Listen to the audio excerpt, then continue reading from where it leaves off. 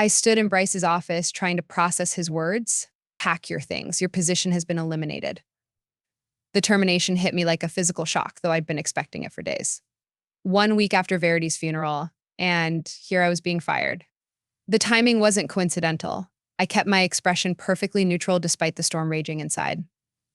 I understand. We'll need all client information transferred immediately, he continued, sliding a folder across his desk. Especially any, um, contacts you've been handling directly. I nodded, accepting the folder without opening it. Of course, and he added, leaning forward with poorly concealed urgency, we'll need details about the West Coast accounts. Verity mentioned them before her unfortunate passing. That's when I knew they had no idea she'd officially transferred the entire 1.2 million portfolio to me 3 days before her heart attack. No idea I'd already quietly resigned via certified mail that morning. I'll gather. Everything. I promised with a pleasant smile. Bryce seemed almost disappointed by my calm reaction. He'd expected tears, perhaps begging. Instead, he got professionalism that clearly unsettled him. You have until the end of the day, he said, dismissing me with a wave. I walked out of his office, past curious stares of colleagues who'd clearly been speculating about my closed-door meeting. Some looked away quickly, guilty about already knowing my fate. Others watched with barely concealed satisfaction, one less competitor on the corporate ladder. At my desk, I began methodically packing my few personal items into a small cardboard box the HR department had already provided. How considerate of them to have it ready. Nell from accounting approached, her voice lowered. Is it true they're letting you go? Apparently my position has been eliminated, I replied, carefully wrapping the small crystal paperweight Verity had given me for my 3-year anniversary with the company. That's ridiculous. You brought in that huge Coastal Solutions account just last month. I shrugged. Business decisions rarely make sense from the outside. What I didn't say. This was exactly what Verity had predicted, exactly what we had planned for. 6 months earlier, Verity had called me into her office late one evening. Everyone else had gone home, leaving the floor quiet, except for the distant hum of the cleaning crew's vacuum. Kenna, she said as I entered, closed the door. I did as instructed, settling into the chair across from her. Desk, Verity pushed aside her computer monitor and slid a glass of water toward me. I've been watching you outperform everyone for 3 years, she said, her direct gaze as intense as ever. Yet they keep passing you over for promotion. I sipped the water silently. 5 years at the company, and despite bringing in more new business than anyone, I remained stuck while less qualified men climbed upward. The executive team has a particular vision, she continued, choosing her words carefully. And apparently we don't fit it. What she didn't say, but we both understood.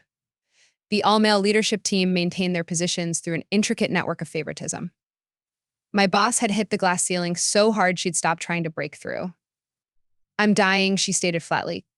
Cancer, 6 months, maybe less. I nearly choked on my water, setting the glass down with a shaking hand. When I'm gone, they'll carve up my client relationships like vultures. Unless she outlined her plan, she would gradually introduce me to her most valuable clients, the West Coast portfolio worth 1.2 million in annual contracts.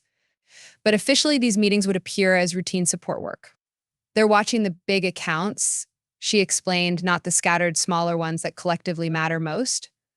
For months, we worked together in plain sight. I met with creative entrepreneurs, boutique manufacturers, and innovative startups all along the coast. Verity introduced me as her right hand. The clients trusted her judgment. Meanwhile, at the office, the whispers began. Spending an awful lot of time with Verity, one colleague remarked loudly as I passed the break room. Probably fishing for that promotion, another responded with a snort. My immediate supervisor, Bryce, began requesting unusual reports, asking pointed questions about client meetings. I provided just enough information to satisfy without revealing our true activities. 2 weeks before she died, Verity finalized the paperwork. Legal transfer of client relationships, properly notarized. She even paid the transfer fees from her personal account. They'll come for you after I'm gone, she warned. Be ready. The day she died, I cried genuine tears. She'd become more than a mentor. But beneath my grief, her plan was already in motion. At her funeral, the executive team performed their sorrow beautifully. Bryce placed his hand on my shoulder, his touch uncomfortable and unwelcome. Such a loss, he said. We Unc L need to discuss transitioning her account soon. I nodded, eyes downcast, whatever the company needs. That evening, I received a text from the CEO, meeting tomorrow. Bring complete client list. I stayed up all night preparing 2 sets of documents. One included every client except those in the West Coast portfolio. The other was my resignation letter, effective immediately. With 2 weeks' notice, I wouldn't be required to work. The CEO glanced at my incomplete list during our morning meeting. Where are the West Coast accounts? I'm not um familiar with those, I said, expression neutral. She handled them personally. His face tightened. Search her files. We need those clients. For a week, I pretended to search while secretly meeting with my inherited clients. Every evening, Bryce would demand updates. Every morning, I'd report finding nothing. The company grew desperate. The quarterly projections looked bleak without those accounts. The executive team huddled in closed-door meetings. Then came my termination. Bryce barely contained his satisfaction, assuming I'd be devastated. Now, as I placed the last of my belongings in the box, Nell touched my arm. What will you do now? I smiled. I have some ideas. If you're enjoying this story so far and want to know what happens next, hit that like button and subscribe to the channel. I promise Kenna's journey is just getting started and you won't want to miss what's coming next. Drop a comment with what you think she should do after being fired like this. My name is Kenna Ellis, and until today, I was a senior account manager at one of the most prestigious firms in the city. Not the most glamorous title, but I made it work. I'm 32, single by choice, and determined in ways that often made my colleagues uncomfortable. Growing up in a small coastal town taught me patience. Watching my mother run a small shop while raising 2 kids alone taught me resourcefulness. 4 years at State College on scholarships taught me perseverance. And 5 years at this company taught me that playing by the rules was a luxury reserved for those who made them. Verity recognized that in me from the beginning. While other executives saw a quiet worker who followed directions, she saw the calculations behind my eyes. The first time she called me into her office, I thought I was being reprimanded. Instead, she asked what I thought about a proposal the team had celebrated that morning. It's fundamentally flawed, I said, surprised by my own honesty. Instead of being offended, she smiled. Explain, I outlined 3 critical weaknesses in the proposal that everyone else had missed. When I finished, she nodded once. Tomorrow, you'll join me in the client meeting. Say exactly what you just told me. But no buts. The client deserves honest expertise. That's what we're paid for. The next day, the client thanked us for our candor and signed a larger contract than originally proposed, specifically requesting that I be involved in implementation. That was the beginning of our working relationship. Verity became my mentor. Though neither of us ever used that term, she pushed me, challenged me, and trusted me with increasingly important responsibilities. When I generated a 30% increase in my portfolio's revenue while others struggled to maintain their numbers, I expected recognition. Instead, Bryce was promoted to team lead despite his mediocre performance. You have to play their game, a female colleague advised. Laugh at their jokes, join their happy hours, make them comfortable. I tried briefly, spent evenings nursing drinks I didn't want, listening to stories that weren't funny, pretending to be interested in golf tournaments I couldn't care less about. It made no difference. When the next promotion went to Quinn, who'd been with the company half as long as me, Farad called me into her office again. Stop trying to be one of them, she said. They've already decided who you are, which is a threat. I laughed. I'm not threatening anyone. You outperform them consistently without playing their games. That's the most threatening thing you could do. She was right, of course. My results spoke for themselves, but numbers couldn't overcome the invisible barriers. I watched as male colleagues took credit for my ideas in meetings, interrupting me only to restate exactly what I just said to nods of approval. I endured clients addressing questions to junior male colleagues instead of me, despite my seniority. And through it all, I kept breaking records, bringing in business, making the company money. They happily accepted while denying me advancement. Verity understood. As the only female executive, she'd fought the same battles for decades. She'd reached a level of success that demanded respect, but never acceptance. I watched her navigate board meetings where her suggestions were ignored until a male colleague repeated them. I saw her excluded from golf outings where real decisions were made. Don't make my mistakes, she told me once. I waited for them to recognize my value. Don't. Wait, but I wasn't sure what the alternative was until the day she told me about her diagnosis. Stage 4 pancreatic cancer, 6 months at best. She'd kept it secret from everyone except her doctor and now me. Why tell me? I asked, still processing the shock. Because I need your help, she replied. And because you deserve better than what they'll give you when I'm gone. Her plan was both simple and daring. The West Coast portfolio consisted of 23 clients she'd personally cultivated over 15 years. Small to mid-sized businesses that collectively generated 1.2 million in annual revenue, not the flashiest accounts that executives bragged about at quarterly meetings, um, but steady, loyal clients who value personal attention. These relationships are built on trust. She explained, when I'm gone, the company will distribute them among the team, leads who have no relationship with these clients. Half will leave within a year. What do you want me to do? I asked. I want you to inherit them. The next day began our careful choreography. Verity started introducing me to these clients as her trusted associate. We traveled to meetings together, her teaching me each client's history, preferences, and pain points. To the company, it looked like she was finally delegating some of her workload due to health issues she'd vaguely mentioned. In reality, she was transferring her most valuable asset to me, client trust. Zara from the boutique tech startup immediately liked me. Verity never brings anyone to our meetings. You must. I be special. Kenna sees things others miss. Verity said simply.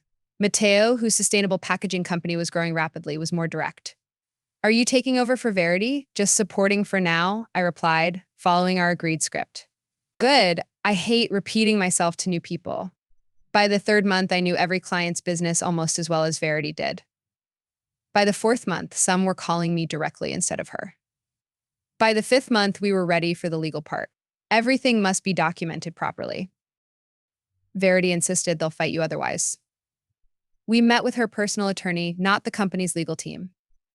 Papers were drawn up, signatures notarized, client permissions obtained. One by one, the accounts were officially transferred to me as the primary contact. The company remained oblivious, focused on larger accounts and quarterly projections. When Verity began coming to the office less frequently, citing medical appointments, no one questioned my increased client meetings. They assumed I was covering temporarily, only. Bryce seemed suspicious, demanding increasingly detailed reports. The executive team needs visibility into these accounts, he insisted. I provided surface-level information, nothing that revealed the depth of my new relationships with these clients. Verity had warned me about him specifically. Bryce has been trying to get his hands on my portfolio for years. She'd said he knows those clients represent security, stability. 2 weeks before her death, Verity invited me to her home. I'd never been there before and was surprised by its modest size and practical furnishings. No extravagance despite her executive salary. I live within my means, she explained, noticing my expression. Financial independence gives you options. Remember that. On her dining table lay the final documents. Official transfer of client relationships to me personally, not to the company. All properly executed. Is this even legal? I asked, stunned by the comprehensiveness of the paperwork. Completely. I'm transferring. Relationships I built, not company property. The distinction matters. She slid the papers toward me. Keep these somewhere safe, away from your home and office. I arranged for a safety deposit box that afternoon. They'll come for you after I'm gone, she warned, her voice weaker than I'd ever heard it. Be ready. 3 days later, her assistant called me in tears. Verity had suffered a heart attack in her sleep. She was gone. The company's response was swift. A tasteful email announcement, a donation to cancer research in her name, a team meeting where the CEO spoke about her contributions before quickly pivoting to moving forward and maintaining client relationships during this transition. At her funeral, I stood apart from my colleagues watching their performance of grief. The CEO gave a polished eulogy that somehow managed to make Verity's achievements sound like they belonged to the company. Bryce approached me afterward, his expression sympathetic while his eyes remained cold. Such a loss, he said. We on L need to discuss transitioning her account soon. I nodded, eyes downcast, whatever the company needs. That evening came the CEO's text demanding the complete client list. The next morning, I provided the incomplete version, omitting all 23 West Coast clients. Where are the West Coast accounts? He demanded, frowning at the list. I'm not familiar with those, I lied smoothly. She handled them personally. His face tightened. Search her files. We need those clients. For the next week, I performed a thorough search of Verity's office, finding nothing because there was nothing to find. She'd been methodical in removing any trace of these particular client relationships. Meanwhile, I used my lunch breaks and evenings to meet with my new clients, reassuring them during this transition. Every single one expressed sadness at Verity's passing. Most added how relieved they were to still have me. Continuity is everything in business, Mateo said during our coffee meeting. If they'd assigned someone new, I would have walked. Each day, Bryce grew more agitated. The quarterly forecast looked increasingly concerning without those accounts. The executive team held closed-door meetings that ended with grim expressions and hushed conversations that stopped when I walked by. Then came my termination meeting, the culmination of their frustration and my preparation. As I carried my box of belongings toward the elevator, Bryce approached one last time.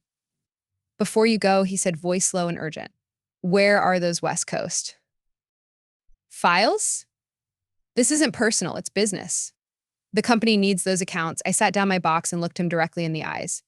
I have no idea what you're talking about. Don't play games, Kenna. Those clients represent over $1 million in annual revenue. They belong to this company. I picked up my box again. Actually, they belong to whoever they choose to work with. His face reened. Is that a threat? Just a fact. I replied, stepping into the elevator as the doors closed on his. Angry face, I allowed myself a small smile. The termination I'd been expecting had finally arrived. But unlike what Bryce and the executive team believed, this wasn't the end of my story. It was only the beginning. The morning after my termination, I awoke before my alarm. The strange silence of not having to rush to the office settled around me like an unfamiliar blanket. For the first time in 5 years, I was unemployed. Technically, in reality, I was freer than I'd been in years. I made coffee and carried it to my small balcony, watching the city wake up. My phone buzzed with concerned messages from the few colleagues I'd been friendly with. Nell had sent 3 texts already, each more worried than the last. I answered her briefly, I'm fine, better than fine. The truth was, I'd been preparing for this day for months.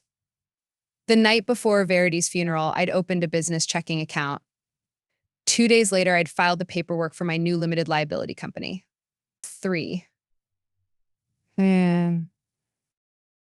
Weeks after that, I'd secured a small office space in a converted warehouse by the waterfront, walking distance from 5 of my new clients.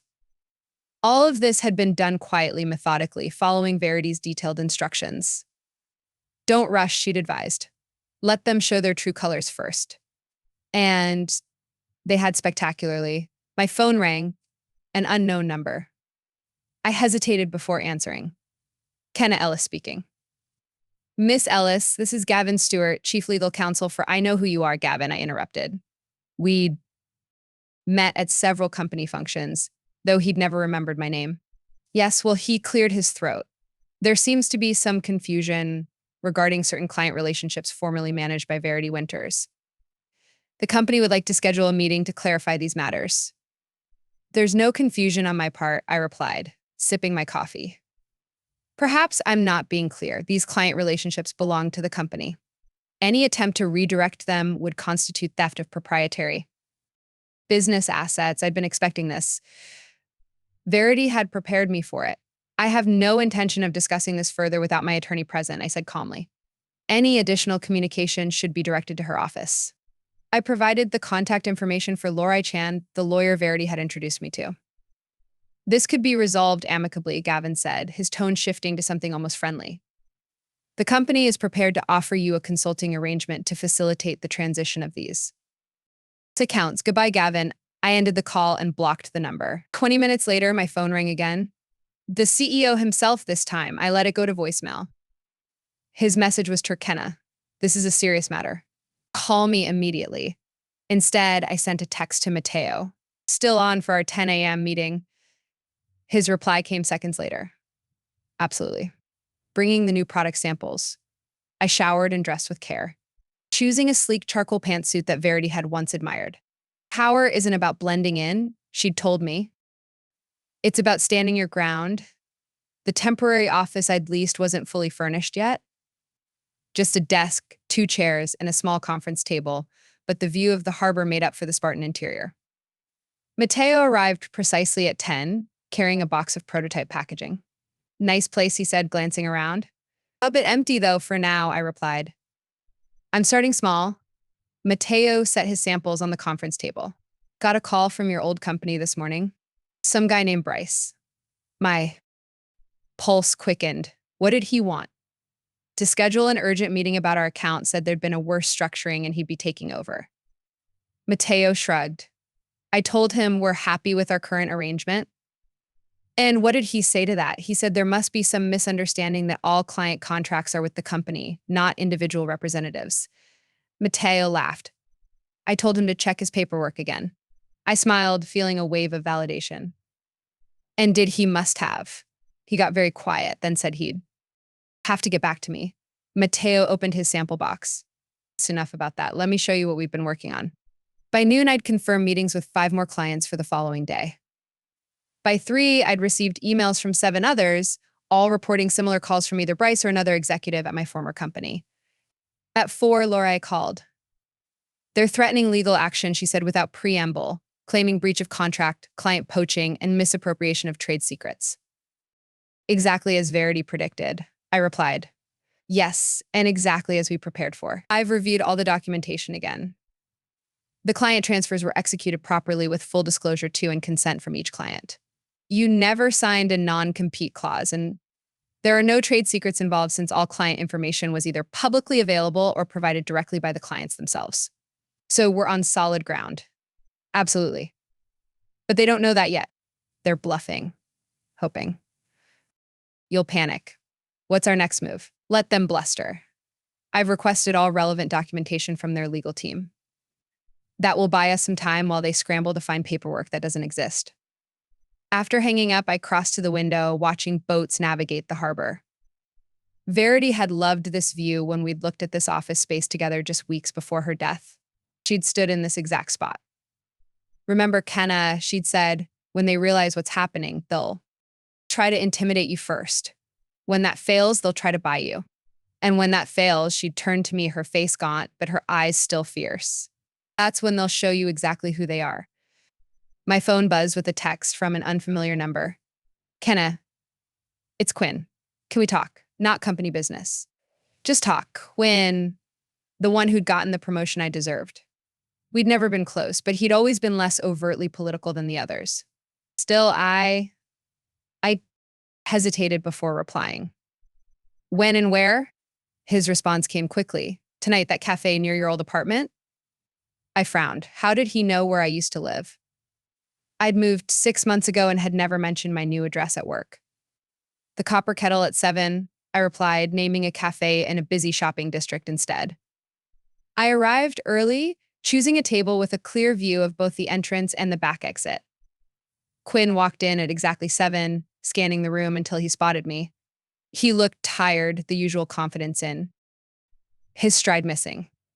Thanks for meeting me, he said, sliding into the chair opposite mine. What's this about, Quinn? He ordered coffee before speaking again. Things are crazy at the office. The executive team is in complete meltdown mode, and that concerns me. How? They're saying you stole clients, that you and Verity conspired to defraud the company. He leaned forward. They're building a case against you. There is no case. They've pulled 5 years of emails looking for evidence. They're interviewing everyone who worked with you, asking if you ever discussed taking clients. I kept my expression neutral again. Why should I care? Quinned. Look, I know we weren't friends, but what they're doing, it's not right. They're trying to destroy you professionally. Why are you telling me this? He stared into his coffee for a long moment because Verity once did something similar for me. Warned me when they were setting me up to fail. This was unexpected. Quinn had always seemed like one of them. Ambitious, political, willing to play the game. I owe her, he continued, and by extension, you, what exactly are they planning? They're contacting every client claiming you misrepresented your authority to transfer the accounts. They're offering steep discounts to maintain relationships. and they're preparing to send cease and desist letters to all 23 businesses. I nodded slowly. Anything else? They've frozen Verity's final compensation package, claiming evidence of misconduct. They're using it as leverage with her family. This sent a surge of anger through me. Verity's sister had 2 children in college. That money was meant for them. Thank you for telling me, I said finally.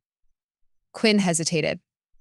There's one more thing. They've offered me a bonus, a significant one, to provide evidence against you, and will you? There isn't any evidence to provide. He stood to leave. I never saw this meeting happening. Neither did you. After he left, I sat alone, processing this new information. They were more desperate than I'd anticipated. Targeting Verity's family crossed a line I hadn't expected even them to cross. I called Lori again. They're freezing Verity's final compensation, I said when she answered. I just heard from her sister's attorney, Lori confirmed. They're claiming evidence of breach of fiduciary duty. Can they do that? They can try.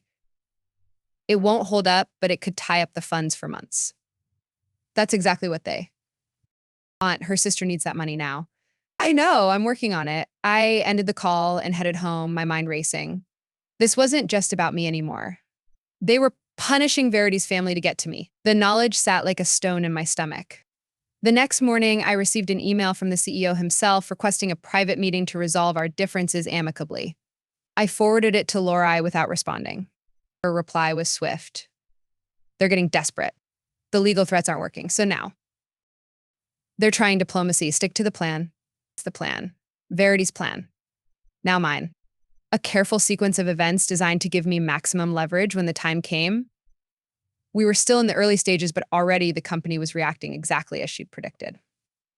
By the end of the week, all 23 clients had confirmed they were staying with me. My phone had been blocked from receiving calls from the company's main numbers, and Lori was handling all legal communication. The initial panic had faded, replaced by a steady determination. I spent my days meeting with clients, setting up proper workspace, and establishing the foundation of my new business. Evenings were devoted to strategic planning. I slept better than I had in years. Then came the first real complication. Zara called on Friday afternoon, her voice tight with stress. Kenna, we have a situation. Your former employer is telling our investors that our contract transfer was illegitimate. They're claiming it could invalidate our entire financing round. My grip on the phone tightened. That's completely false. I know that, but our lead investor is spooked. They're talking about pulling out unless this gets resolved. Zara's startup had just secured crucial second round funding. Losing that would be devastating. Give me your investor's contact information. I said, I'll have Lori reach out directly. There's more. Zara continued. They've offered to cut our service fees by 40% if we come back. That's hard to ignore in our position. This was the first crack in the wall. If Zara went back, others might follow. I understand, I said carefully. That's a significant discount, but we don't want to leave you, she added quickly. You and Verity have been there from the beginning. We trust you. Let me see what I can do. I promised. After hanging up, I paced my small office. This was an escalation I hadn't fully prepared for. They were targeting the most vulnerable clients first, the startups with investor pressure and tight budgets. I called. Lori again, explaining the situation. They're playing hardball, she agreed. But so can we? How? I can't match a 40% discount. I don't have the resources they do.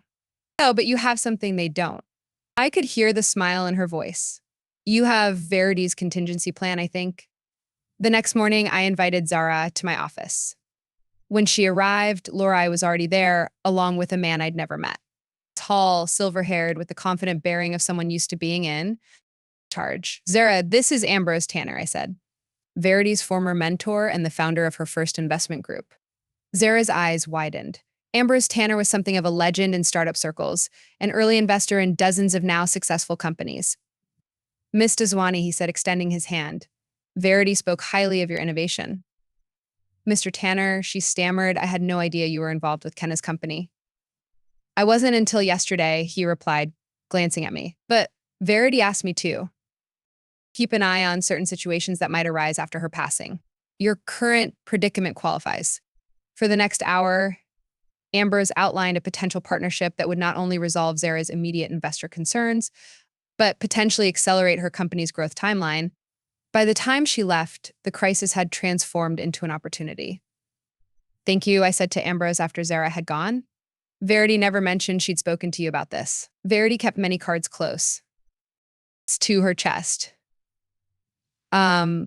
He replied, she contacted me shortly before her death, explained what she was planning for you, and asked if I'd be willing to step in if certain situations arose. And you agreed just like that. Ambrose's expression softened. Verity saved my company 20 years ago when everyone else had written me off. I owed her. Besides, he added with a small smile, I've been watching those executives mismanage talent for years. It's about time someone taught them a lesson. Over the next 2 weeks, similar scenarios played out with other vulnerable clients. When my former company targeted them with aggressive discounts or investor pressure, I found ways to strengthen those relationships rather than simply trying to maintain them. For WD's custom furniture business, I connected him with 3 new retail partners. For Lark's organic skincare line, I arranged a feature in a major lifestyle publication. Each solution was tailored specifically to the client's needs, demonstrating a level of personal attention my former company couldn't match. The executive team's tactics grew increasingly desperate. They attempted to contact my clients outside of business hours. They spread rumors about my company's financial stability. They even sent a junior account manager to stand outside my office building, intercepting clients as they arrived for meetings. Through it all, I maintained the calm demeanor Verity had modeled. Never let them see. You sweat, she'd advised. The moment you react emotionally, they believe they've won. 3 weeks after my termination, I received another email from the CEO marked urgent and confidential. This has gone far enough, it read. We're prepared to offer you a partnership position with full executive privileges if you return the West Coast accounts to company management. This offer expires in 48 hours. I forwarded it to Lori with a single question. Her response was equally brief. Almost. That evening, I spread all my documentation across my dining table, client contracts, transfer agreements, email correspondences, meeting notes, everything meticulously organized and preserved. 5 months of careful preparation leading to this moment. My phone rang. Bryce's number. I answered out of curiosity. The CEO's offer is genuine, he said without greeting. Full partnership, corner office, executive compensation package. Sounds generous, I replied. It's more than generous. It's unprecedented. And what would my role be in this partnership? He hesitated. Strategic client management, meaning I'd bring back the West Coast accounts, but wouldn't actually manage them. Details would be negotiated. Of course, I echoed. And you? What's your role in this arrangement? Another hesitation.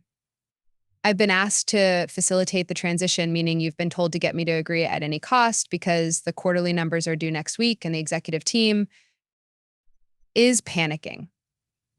The silence confirmed my assessment. The offer expires tomorrow, he finally said. I suggest you consider it carefully. I always do. After hanging up, I sent a message to Lorelei. They've offered partnership. Getting desperate. Her reply came immediately. Perfect. Exactly on schedule. Meet tomorrow, 9 a.m. Bring everything. The next morning, I arrived at Lorelai's office carrying a briefcase full of documents. She was waiting with a colleague I hadn't met before, a serious-looking woman introduced simply. As Diane from the Financial Crimes Unit, my heart raced as I realized what was happening. This was the moment Verity had been building toward all along. Not just a plan for me to take clients and start my own business, but something much bigger. MS. Ellis. Diane said, I understand you have information regarding potential financial irregularities at your former company. I looked at Lorelei, who nodded encouragingly. Yes, I replied, opening my briefcase. I believe I do. The documents I placed on the table represented only a fraction of what Verity had compiled over 15 years. Evidence of systematic financial manipulation that went far beyond simple accounting tricks, creative revenue recognition, hidden expenses, artificially inflated client contracts, a pattern of deception designed to boost executive bonuses while misleading shareholders. Verity discovered these discrepancies 3 years ago, I explained. She began documenting everything, building a case methodically. Why didn't she report it? Immediately, Diane asked. She tried internally first, following proper channels. When that failed, she approached a board member confidentially. 2 weeks later, her department's budget was cut by 30%, and 3 of her staff were let go. Diane examined the documents carefully, and she shared all this with you. Not until she knew she was dying, she needed someone to continue what she'd started. The client transfers, Lori added. They weren't just about helping Kenna start her own business. They were about protecting these clients from what's coming. And what exactly is coming? Diane asked. I pulled out the final document, a detailed analysis showing the company had been systematically overcharging clients while under-delivering services using complex contract language to disguise the practice. When this becomes public, I said quietly, the company's reputation will be destroyed. Verity wanted her clients protected before that happened. Diane gathered the documents carefully. This will take time to verify. Of course, I agreed. Verity understood that too. That's why she was so methodical in her documentation. As Diane left with the evidence, Lori turned to me with an approving nod. You've done exactly what Verity hoped you would. Maintained your composure, followed the plan, and delivered the final piece exactly when needed. So what happens now? I asked. Now we wait, but not for long. I left Lorelai's office feeling lighter somehow, as if a weight I'd been carrying had finally been set down. The last piece of Verity's plan was in motion. All those months of careful preparation had led to this moment. My phone buzzed with a text from the CEO. Offer expires at 5 p.m. It's today. Last chance. I didn't bother responding. There was nothing left to say. Instead, I headed to my office by the water where 3 client meetings were scheduled for the afternoon. Life would go on. Business would continue regardless of what happened next. As I unlocked the office door, my phone rang again, an unknown number. I almost didn't answer, assuming it was someone else from the company making a last-ditch effort. But something made me accept the call. Kenna Ellis speaking. MS. Ellis. The voice was unfamiliar. Authoritative. This is Detective Reeves with the Financial Crimes Division. We'd like to schedule a formal interview regarding the documentation you provided this morning. I closed my eyes, a mix of emotions washing over me. Of course, whatever you need. Nate. And Miss Ellis, you might want to turn on the financial news. I hung up. My fingers trembling slightly as I pulled up the financial news on my tablet. The headline instantly made my breath catch. Breaking securities investigation launched against major consulting firm amid fraud allegations. The accompanying article mentioned whistleblower documentation and systematic financial irregularities. The company's stock had already dropped 8% in pre-market trading. My phone immediately began buzzing with notifications, clients texting to confirm their meetings were still on, Nell asking if I'd seen the news, and a final message from the CEO. What have you done? I set the tablet down and took a deep breath. This was the culmination of Verity's plan. Not just client transfers in my new business, but justice the kind that couldn't be negotiated away or buried under legal threats. As the morning progressed, the news grew more detailed. Trading of the company's stock was temporarily halted after it plunged 20%. Financial analysts were dissecting the allegations. Former clients were being interviewed about their experiences. By noon, the first executives were being photographed leaving the building with security escorts. By 2, the board had announced an emergency meeting. By 4, Bryce and 3 others had been placed on administrative leave pending investigation. Through it all, I conducted my client meetings as scheduled, though everyone wanted to discuss the breaking news. Did you? Mateo asked during our afternoon conference call. Let's focus on your upcoming product launch. I replied, neither confirming nor denying. That evening, Lori called. The SEC has requested formal interviews with 17 current and former employees. Your name is at the top of the list. I assumed it would be. They've also frozen all executive bonuses and compensation packages from the past 3 years. I thought of Verity's sister and her college-age children. What about posthumous benefits? Will Verity's family still get frozen out? Actually, no, I've already confirmed her final compensation package is being processed separately due to special circumstances. Apparently, no one wants to appear to be punishing a deceased whistleblower's family right now. I smiled, feeling a weight lift. Good. That's what matters most. There's something else, Laura added. They found Verity's original report from 3 years ago, the one that was supposedly lost when she first tried to report the irregularities internally. It was buried in a restricted executive file server. So they knew all along, every single one of them. The entire executive team was complicit. I thanked Lori and ended the call, walking to the window of my apartment to watch the city lights come on as dusk settled. Everything was unfolding exactly as Verity had planned. The company that had systematically marginalized us both was now facing the consequences of its actions. My phone buzzed with yet another message. Quinn, this time. They're looking for scapegoats. Bryce is claiming you and Verity fabricated everything. I wasn't surprised. Let him. The documentation speaks for itself. I've been asked to provide a statement about your work practices. And will you? I'll tell the truth, that you were the most ethical person in that building.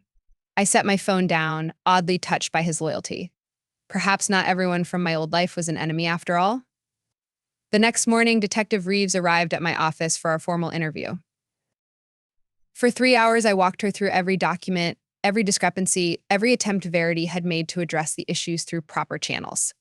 She kept meticulous records, Reeves observed, studying a particularly detailed spreadsheet comparing reported client billings to actual services rendered.